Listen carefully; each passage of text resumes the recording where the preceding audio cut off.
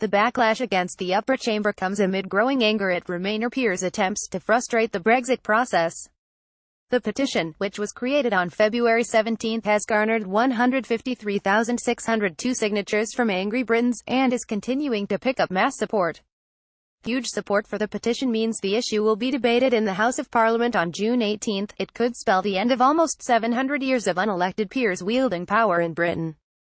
And according to an online poll of 6,700 express.co.uk readers, 94% of respondents believe the House of Lords should be abolished.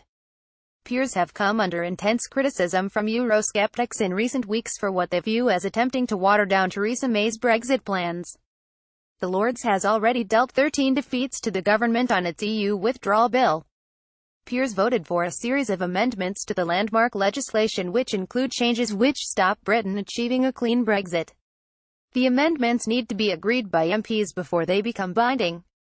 However, Mrs May has a working majority of just 13 seats in the House of Commons, meaning she is left vulnerable by every vote on Brexit. Getty Parliament: 153,000 people backed a petition calling for a referendum on axing the House of Lords. The peers set themselves against the people. Jacob Rees-Mogg. The petition, set up by Robert McBride, calls on Parliament to give the electorate a referendum on the abolition of the House of Lords. It reads, "The House of Lords is a place of patronage where unelected and unaccountable individuals hold a disproportionate amount of influence and power which can be used to frustrate the elected representatives of the people." Tory MP Jacob Rees-Mogg has accused peers of attempting to frustrate the government's Brexit process after their latest intervention in the House of Lords.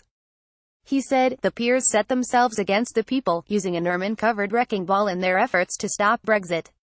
But ultimately, democracy will triumph." Getty. Jacob Rees-Mogg accused peers of attempting to frustrate the Brexit process. Fellow Conservative MP Peter Bone, who played a leading role in the Leave campaign, said peers threatening to block Brexit were doing a great disservice to the country. He added, "When it's an unelected House that's deliberately trying to thwart the will of the people, then something seriously has gone wrong." And earlier today, Foreign Secretary Boris Johnson urged the upper house to respect the clearly mandated will of the British people.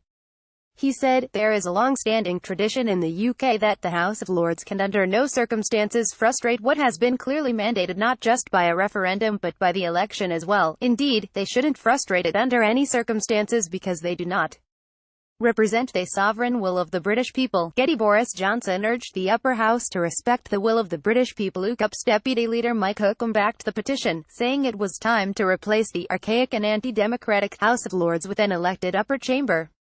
Told express.co.uk, "The House of Lords is becoming its own worst enemy in trying to reverse the will of the electorate and keep the UK in the EU by any means possible. Peers have no faith in the British people to govern ourselves and prosper without the interference of the EU in every aspect of our daily lives. Not one of these people, who sit in sneering judgment of the 17.4 million people who voted for Brexit, has been elected to hold such power over our democratic process. It is time to make Britain truly democratic and replace the House of Lords with an elected upper chamber with fixed terms of office."